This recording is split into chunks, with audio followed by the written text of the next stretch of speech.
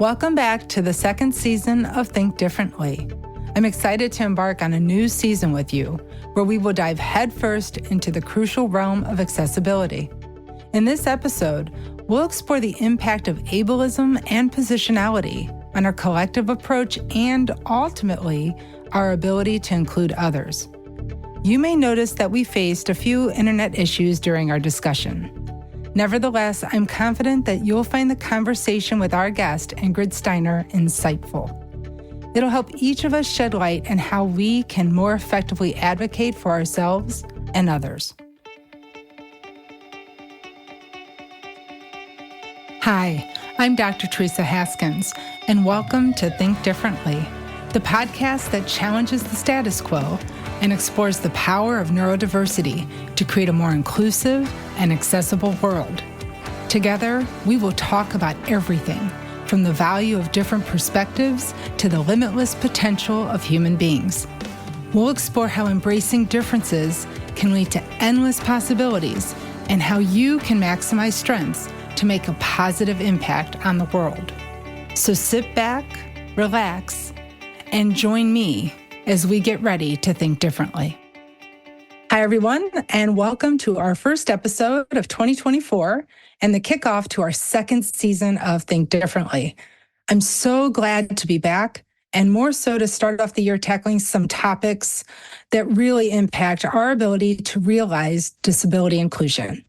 Today, we're going to talk about the often overlooked and uncomfortable topic of ableism, and how addressing it head-on is imperative to redefining ability and achieving inclusion in our world. Very excited. Joining us today is the incredible Ingrid Steiner. She is a passionate advocate for accessibility and disability inclusion in education and the workplace. And I know when I met her, I knew she had to come here and meet all of you. So welcome, Ingrid. I'm just so glad for you to be here with us. Thank you very much for having me today. Very excited. And it's an interesting thing because people probably heard I just said we're going to talk about ableism. But the reason why I think it's so exciting to have you is the view that you bring to this conversation due to your experience, not just in your current role, but other roles you've had. So, Ingrid, before we dive deep into the discussion, I thought maybe you could share just a little bit about yourself and how you became involved in raising awareness in the importance of access in education. So it really started early on for me. And looking back on it, I wasn't aware of it as the time that this was actually generating. But now in terms of reflection, I can see that it was. So when I was an undergraduate during summers, I worked at the ARC of the United States, a summer camp. And I was a lifeguard and a swimming instructor. And I had a really amazing professor in my undergraduate classes for my lifeguarding and swimming instructor certification. And we watched hours and hours of swimming stroke perfection from the United States Olympic team as they practiced in the Flume, which is their swimming simulator. And it was always focused on stroke perfection. So that was our whole training. And then I go during the summer to this camp and I am teaching students how to swim. And I have a population of children and young adults with intellectual and developmental disabilities. And not everyone can do the butterfly stroke properly. And not everyone has the mobility to do the freestyle stroke. And throughout my training, we never talked about accommodations to enable somebody to participate in swimming and enjoy it and be safe, and just enjoy and we're going to backtrack over that. So we never spoke about accommodations for swimming strokes. And now myself having mobility challenges, that was really a missed opportunity. So that's really where it started. But when I was in that, I really didn't think about this because I wasn't that aware of disability and ableism within our society. But then during my education degree, I took a special program through the California community colleges called the Online Network for Educators, which was focused on online teaching. And it required a course in accessibility. And I had really never thought about it in terms of teaching. And I was already a professor. I'm an art historian. And I had students with accommodation letters, and I gladly made those accommodations for those students. But I never thought about proactive techniques and what the implications in not making my material accessible was. So as an art historian, we're very heavily image-based, lots of videos, lots of information based with text. And that class really opened me up to learning about different models of accessibility and ableism in terms of the social versus medical model. It helped me think about what is the importance of being proactive, and that's what accessibility is, rather than the reactive accommodations, but making something accessible to everyone. And that carried into my doctoral research, and I really focused my education dissertation work on academic ableism. So now I advocate for accessibility wherever I am, for myself as someone with a mobility disability, and as well for universal design. And and I love how your story, and I think we're going to unpack this a bit, where you didn't always have this lens. And so you saw it in that moment as a problem, but then you would have other opportunities in life where you were making connections, but it didn't all come together until later, where you said, oh, wow, I'm here to help people, but why aren't we doing this in a proactive way? Now, today you work with faculty development. So what are things that you're doing? We'll start with that. Like, what are things you're doing that are trying to bring this to the forefront of your work currently? So really a lot of education, because I think one of the things about accessibility is that we just don't talk about it. It's not talked about. It's not embedded in educational programs, at least in American educational programs, whether that's K-12 or higher ed. It's often not discussed. And so thinking about how can we make opportunities to educate people on this and to start them thinking about it, because I really feel that it starts with a discussion. And because a lot of people don't necessarily have experience working with persons with disabilities. And, or at least they don't realize that they probably had experiences. Because when we're talking about disabilities, we're talking about not only the visible disabilities, so perhaps someone that uses a wheelchair for mobility, but we're also talking about those invisible disabilities. And not everyone is comfortable disclosing that they have a disability as well, or identifies as having a disability. So we really don't know who our population is sometimes, particularly with disabilities. And 15% of the population has a disability.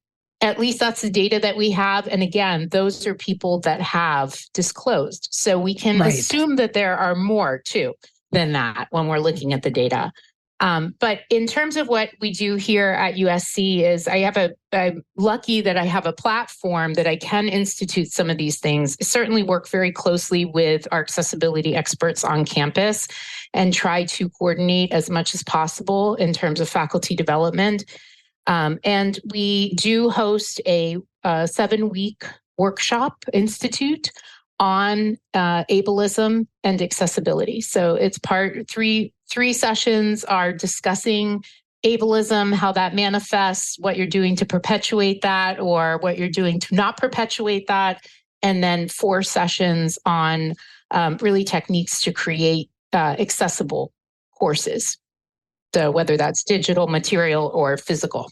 Physical, digital. And I love the concept of that program. And you're touching on something that's going to lead us into, I think, what people are really looking to tune in on. And you're telling your story. And I can hear somebody thinking, or I imagine somebody thinking, obviously, if you're not aware of it, you can't address it. So just because I'm not aware if people have needs, what is this concept of ableism that people say I'm part of, that I'm perpetuating? So I think, Ingrid, what I'd like to help folks unpack is there's the need for accommodations and not being aware or proactively thinking about it. But then there's this concept of things that we do as part of our culture, completely unintentionally, are often also barriers and catalysts to access. And this is where the concept of ableism comes in. I'd kind of like to unpack so that we can bring people along that ableism isn't always intentional. Actually, it's usually not intentional, but there's a lot of things in terms of misconceptions, lack of experience, and just, what would you call it? Like common everyday language that we're building these ideas without even being aware of it. Mm-hmm. So what do you think? So I know you talked about, and we're going to talk about like reflection and getting people aware of their positionality on things, but how do you define ableism? Like when you're talking to somebody for the first time and they're like, I'm not ableistic, how do you bring people along to understand what it is and how we're all part of it sometimes? Mm-hmm. I think it's so difficult to really talk about, and there's a lot of reasons why, and the research bears this out, is that people are very fearful of disability. And they don't even want to have that discussion. It's uncomfortable for them. And that can often be an internal issue where they feel that they just don't have the knowledge to discuss it properly or engage with that topic. They feel they are fearful that they themselves one day might be disabled or identify as having a disability, or that someone close to them might, and how that might impact their life and their own identity as well. So there's that, and then we have this societal issue as well, and thinking about how our spaces are set up. And in the past, we really haven't had people creating policies, physical spaces, digital spaces that we're thinking about this. I mean, when we look back on it, the American with Disabilities Act was signed in July of 1990, which is pretty recent. So prior to that, there really wasn't any laws around this. Now, there were certainly local groups that were advocating for this, and that's why we have the ADA law now. And certainly that we want to, acknowledge them and all the work that they have done in the past for that. But it just wasn't something that was at the forefront of anyone's mind. And so when we're thinking about individuals as well as organizations, they haven't been educated on how to interact or provide workplaces for persons with disabilities. So things from a definition standpoint, I like the work that Jay Dolmaj does, and he is a professor at the University of Waterloo. He wrote a book on academic ableism and talks about how the academy in particular is set up as this place for the cognitively and physically superior. And working at a university, I can tell you, yes, that is true, right? There's a performance and merit expectation. We assess constantly, that is part of the culture. And that's also part of work employment culture, corporate culture as well. I mean, there's a focus on performance. And normally there's a very specific way in which there's a desired outcome. And there's a very specific way in which that outcome should be achieved. And that is devised normally by people that are considered actual normal. So what is normal? And so we have this, we can talk about that, but really setting up these places for the normal or average. And so that's a conception in people's mind of what that should be. And of course, everyone has a slightly different perception of what that is, but that's how these spaces are devised. And so if you don't specifically fit within that mold, or you do things slightly differently, or you need support and accommodation as you do something to achieve that outcome, then you're working in a system that wasn't devised with you in mind. So that's my long-winded way about defining ableism. And the more you were talking, you said on something, and the word that came to my mind was elite.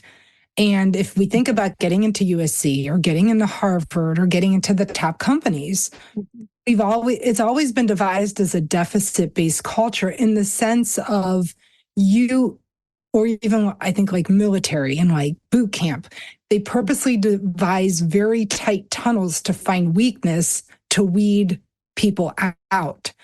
And so you, in the essence, to find the flaws and weakness in somebody, hopefully the people that remain are the top.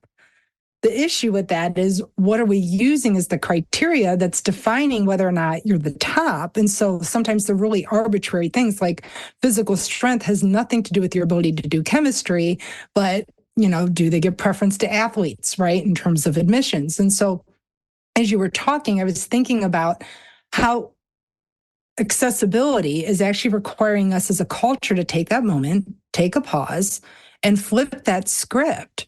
Because what we're saying is, it's not because the way you were doing it was wrong, but you were trying to devise easily replicable mechanisms to weed out people so that you could find your top population.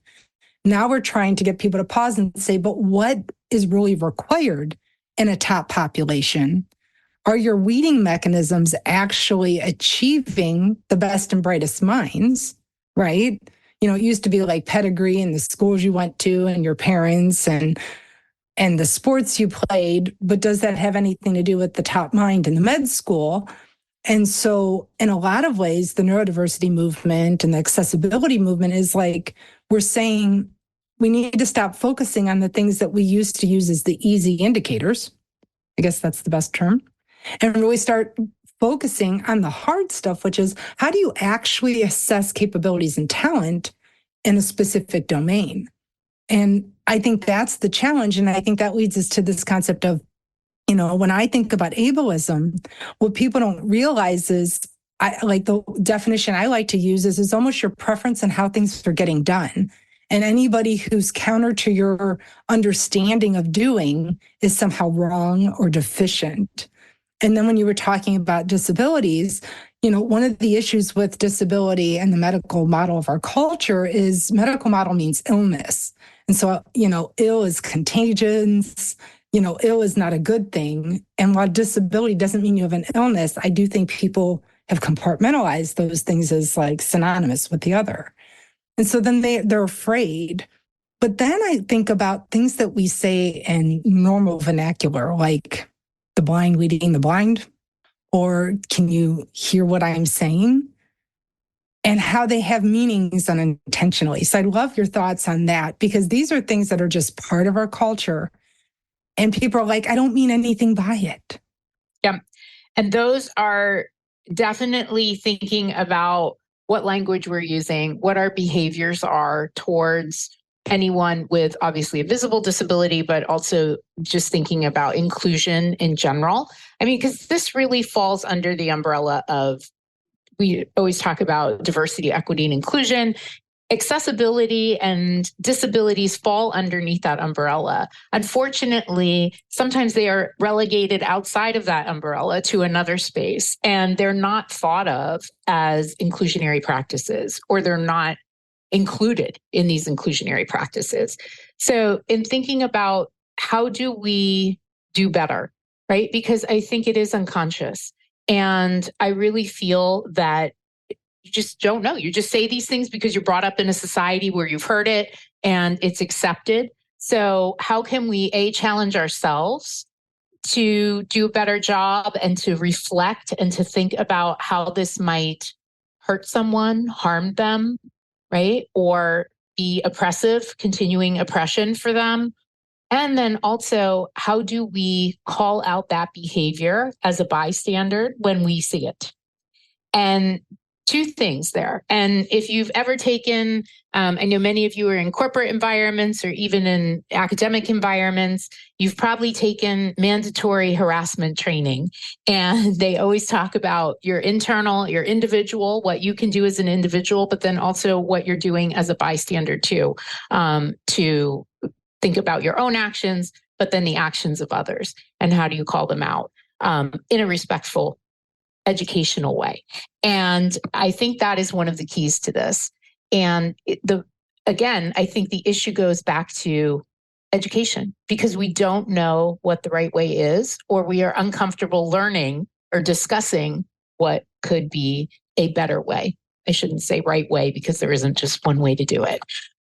So in thinking about that, I really feel that it's important. So an example of that would be one thing that I hear all the time is rigor. Everybody talks about rigor. Are you up to the rigor? Is someone with a disability, can they handle this rigorous environment, whether that's corporate, whether that's academic, right? So that's a perception that someone with a disability that's ableist wouldn't be able to handle that rigor. Now, they might approach that rigor in a different way than some other people, but I think everyone approaches this and deals with rigor in a different way. So how can we stop our own individual thinking like that? So if I was on a hiring committee and someone came as a candidate, a job candidate, and let's just say they had a physical disability, because we would see that. And if I immediately thought to myself, I'm wondering if they can handle the rigor of this job. It's a lot of travel. It's 50% travel time. I'm not quite sure, maybe this isn't the best candidate. That happens a lot. And that's an internal conversation. But then if my colleague next to me on the hiring committee says this too, what can I do to address that in the moment or after the moment or whenever that might be the best time? So I think, again, it goes back to, for me, everything goes back to education and really being in a space where you feel comfortable having these types of conversations. I like your example of the hiring thing. So we're going to stay with that hiring committee. So I in my mind, as I think about it, there's two options. So you have the individual, and one strategy could be when you're starting to come up with really the reasons why you do or do not want to hire someone, did you validate the concern? So as you're talking and you're just like, the job's going to be 50% travel, and they have this whole inner dialogue that, since they have a mobility issue, this is going to be a problem for them. Did you actually validate that would be an obstacle, right? And so that would be like the first thing, that if you have a concern, have the courage to ask the question to validate whether your concern's valid. And then I think the flip side is if you hear somebody say something, that almost takes even more courage to be the one to speak up and say, well, what's driving that idea? So we know education's a huge component. But is there anything else? Like if you're an employer or even an education leader, what else should we be doing to really help, not so much uncover, but kind of reduce the amount of ableism that we're seeing in our decision making? I think one of the first things that you can do is really individually reflect on your own positionality. So what has been your experience with persons with disabilities? How do you perceive them? Do you perceive them as capable or not capable? What emotions do you feel when interacting with them? Do you fundamentally believe they have the same human rights as everyone else, which is an issue? So I think it starts right there. I mean, because until we can really be advocates or interrogate the systems that we have to interrogate our own beliefs.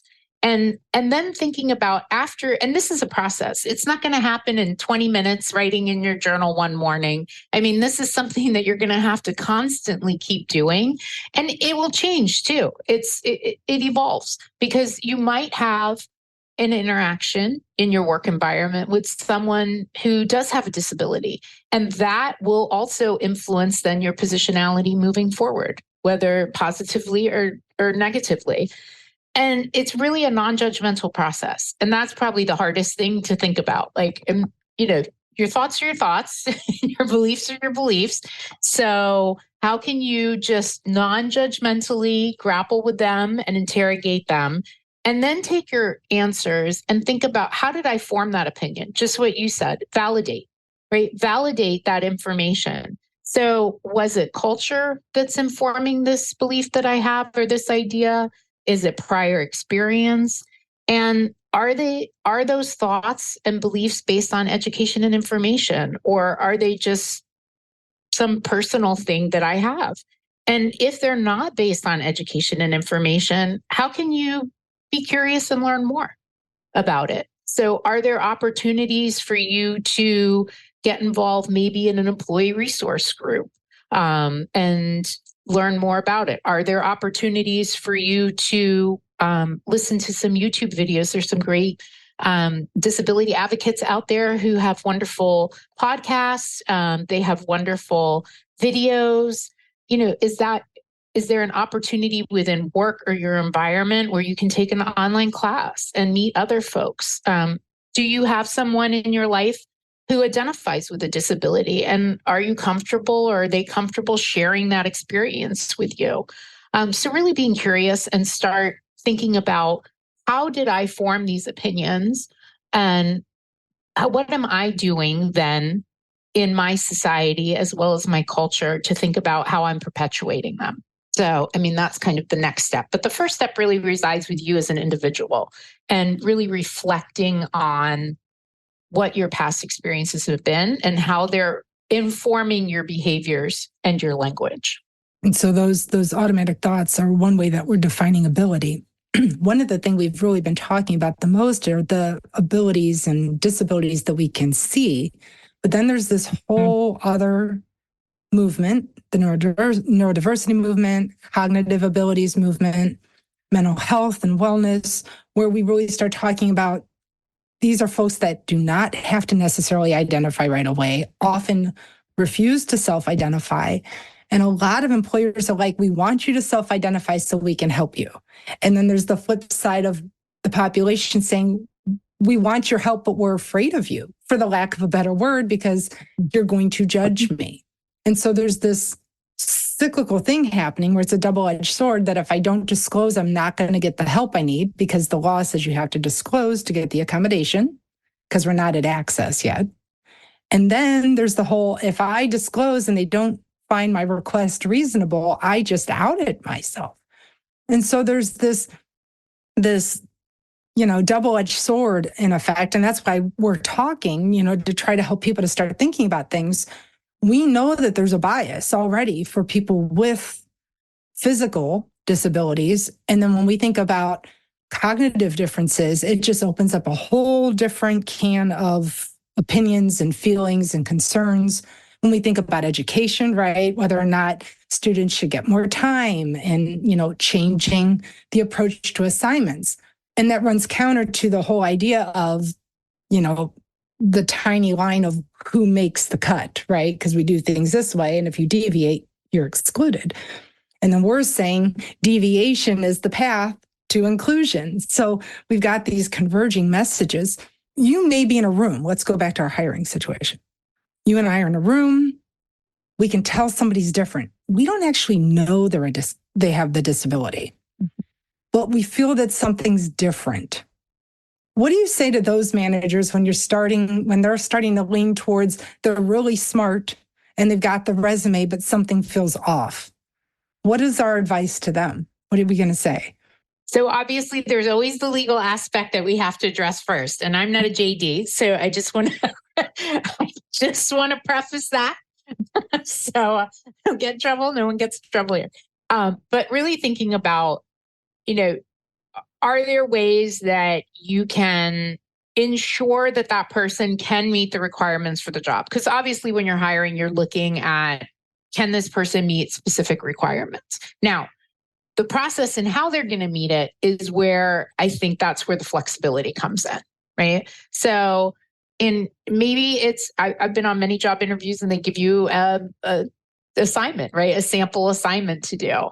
And normally they don't say you have to do it with this very specific process. And I would argue that really in corporate as well as in academics, there's a lot of focus on outcomes and not necessarily the process. Now, I will preface that there's certain things where process is extremely important, right? There's certain steps, and we talk about this in education and cognitive task analysis, where there's step 1, step 2, step 3.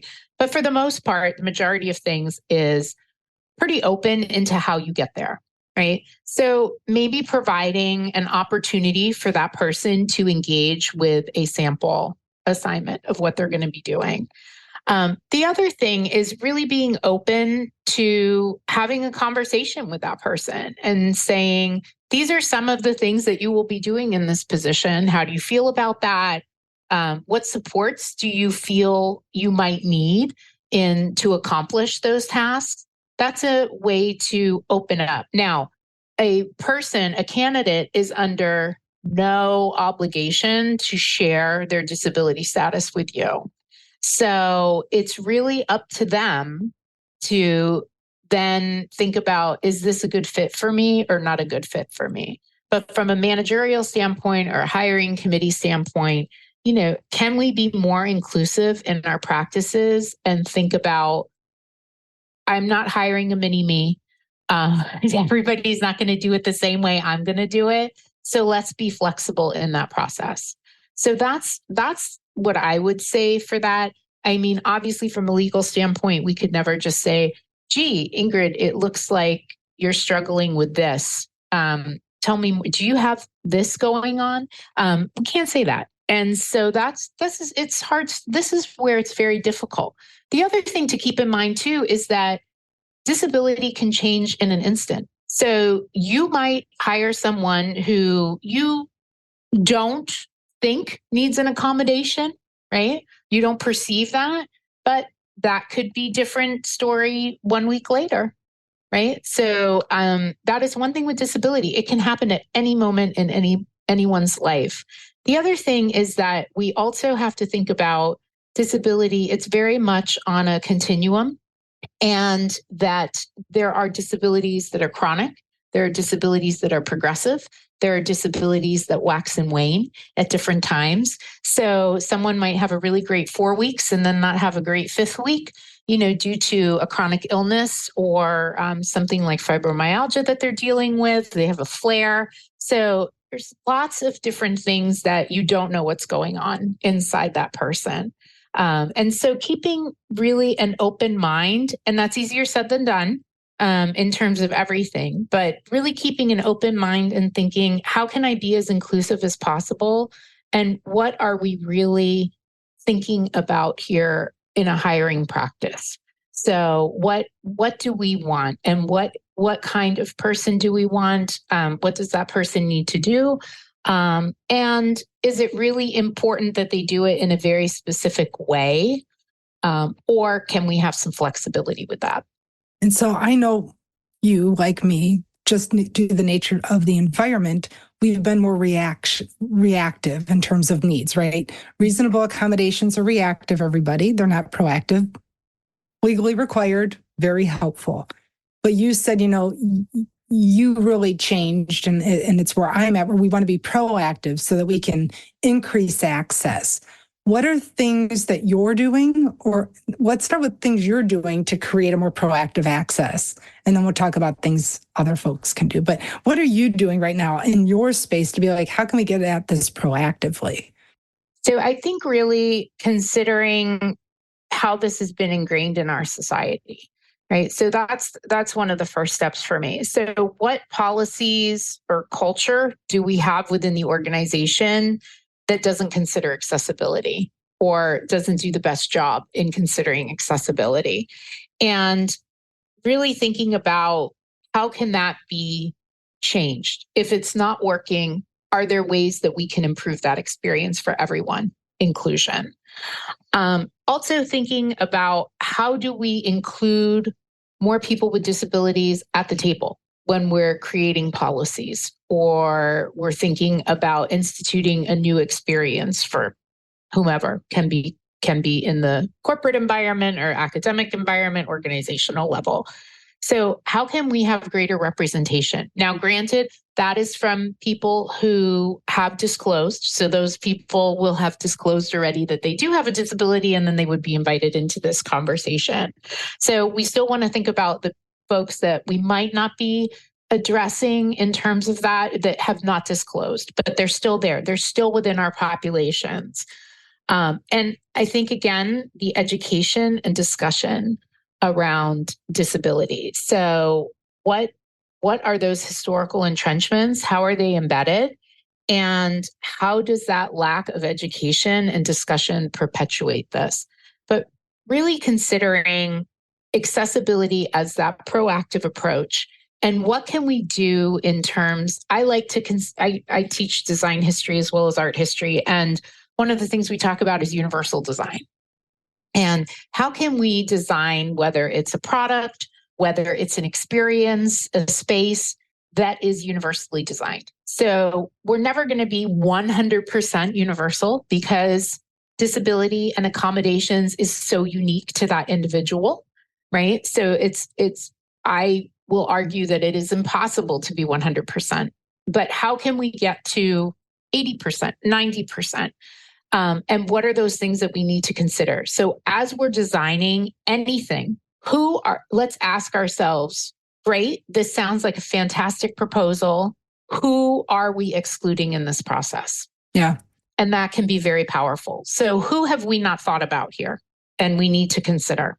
And I think that is awesome.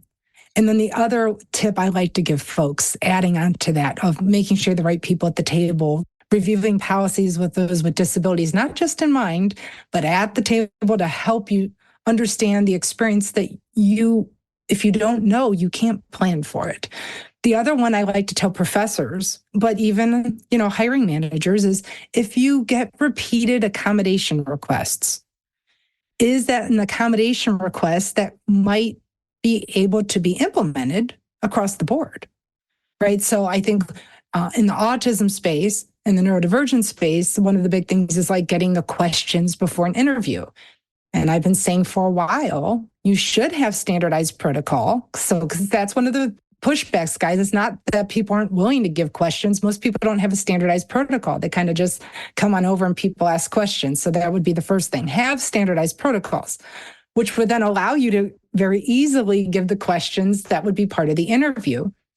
And then that leads to, why can't everybody have questions before the interview? So that would, that's taking it from, kind of a chaos structure to an organized accommodation structure, all the way to this would be more accessible.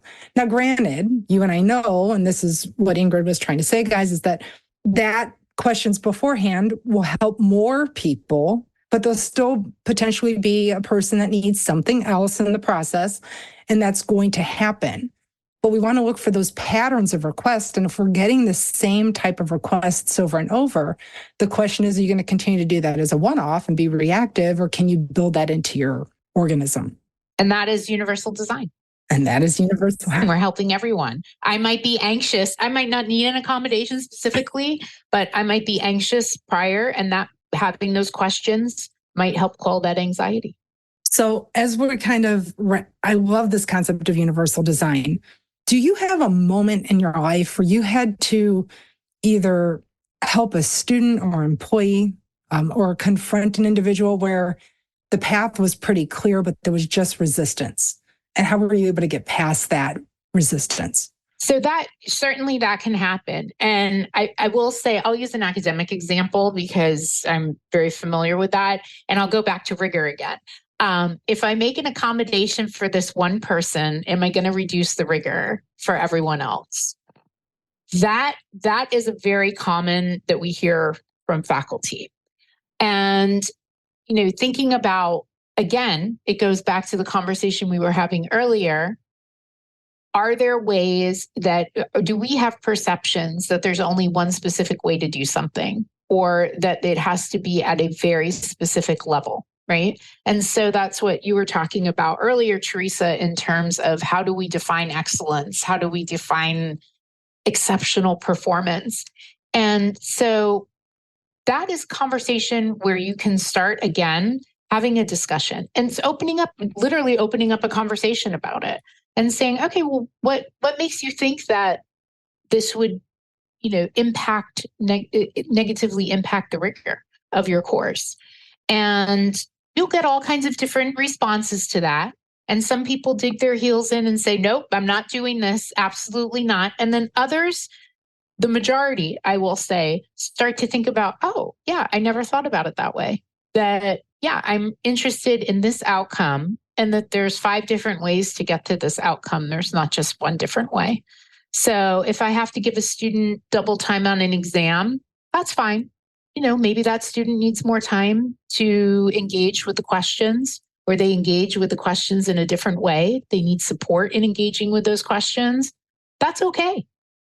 And so then we the seed gets planted and then it kind of sprouts.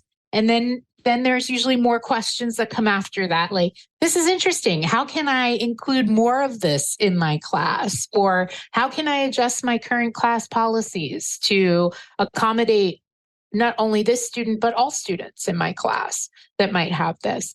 And so it's, again, really starting that conversation. So I think it's very much baby steps. It's not going to be now there. I will certainly say there are instances in anywhere where it could be a legal issue and that there needs to be a hard change immediately. I will say normally it's a longer term change, and people will implement things when they're ready to implement them. So it is a process of educating, having conversations, supporting that person in understanding what some others might be going through as well, and why it's important for inclusion and thinking about that and universal design. And I like that component where you said where a professor sees something and they're like, how can I institute this across, where they come to their own conclusions. I think captioning with videos is a very common accommodation.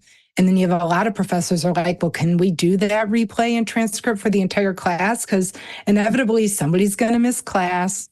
Sometimes it's just nice to go to, minute 30 and read the transcript. And that is, a very, very intentional accommodation at a lot of universities, but technology is really helping us go, well, why couldn't we provide this, right? And tech's really helping us, I think, do more at scale. But I hear you where it's an interesting thing where you're going to have your resistors that are like, I don't want to do this, it's unfair, or, you're going to reduce the rigor of my course. And then you have the aha moment where the professor says, oh, it's just outcomes. Right. And we're getting them. And that's what I think redefining ability is, everyone. It's not reducing expectations. It's getting the focus on what are we trying to achieve here? What are we producing? What's the outcome?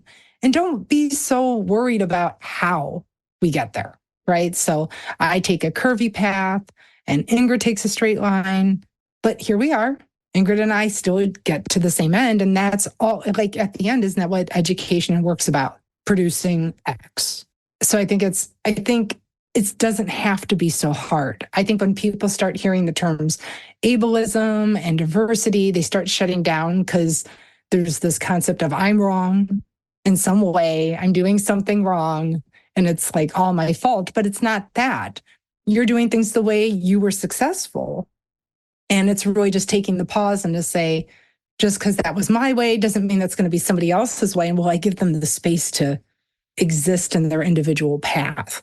I think one of the great things too, and I don't like euphemisms as that much, but a lot of times people will have bylines, like I see it at university students for disability services, and they'll say differently abled. But it's true. It's just you are able differently, right? So you're working, and again, this comes back to our construct of what is acceptable and what's not acceptable. But if I do something differently, does that mean I'm not capable? No, it just means I do something differently. And so I think, again, having that inclusivity, that flexibility, that not everybody's going to do everything just as you do it, but coming to that same outcome can be very important. And having that perspective can make things a lot better for both the person that needs the accommodation or that identifies with a disability, as well as management and leadership, right? Because it's less stress for you in thinking about, oh, I'm upset because they're not doing it exactly this way. So it opens up a lot of space. So we spent a lot of time talking today about the employer side, the faculty side.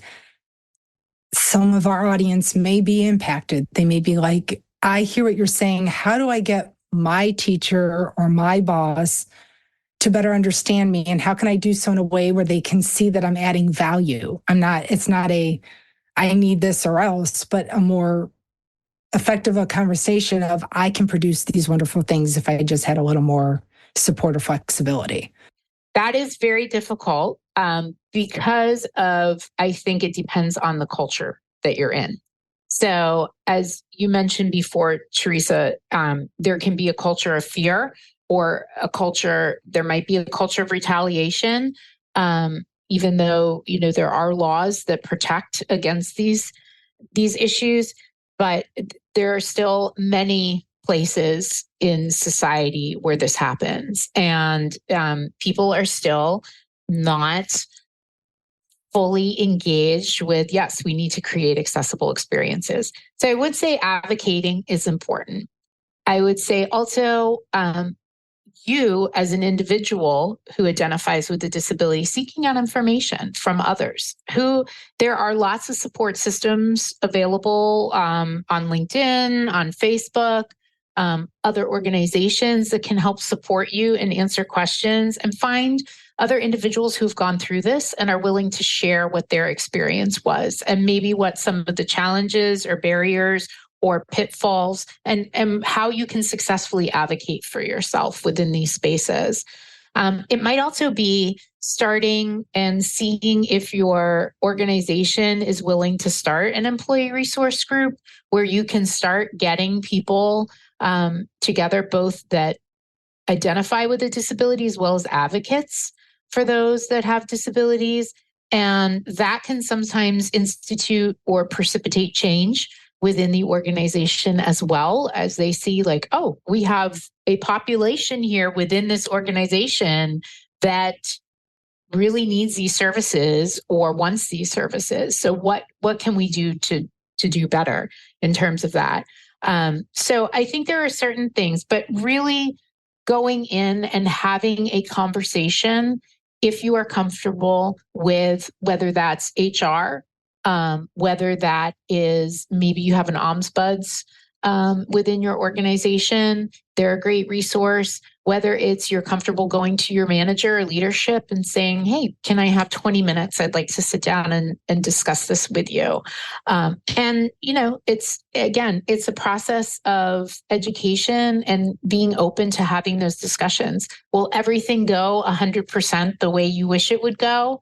Will everyone be not, what should I say? Will everyone just say, yes, Ingrid, that is a great idea, and we're going to do that immediately? Or yes, we're going to provide those supports to you, and we want you to be 100% successful here? Probably not. And that goes back to reasons why we already discussed that ingrained historical entrenchment of what disability means and individuals' own fear. So, but I would say be brave to have that conversation and to start the conversation. I like that. Be brave to have the conversation, and then know, everyone, you're not alone. As unique as your condition may be, as unique as your business situation may be, with the billions of people on earth, there's someone else in a similar position. And the internet is your absolute best friend to find your allies, or Ingrid and myself. If you ever feel stuck, we're more than happy to help you.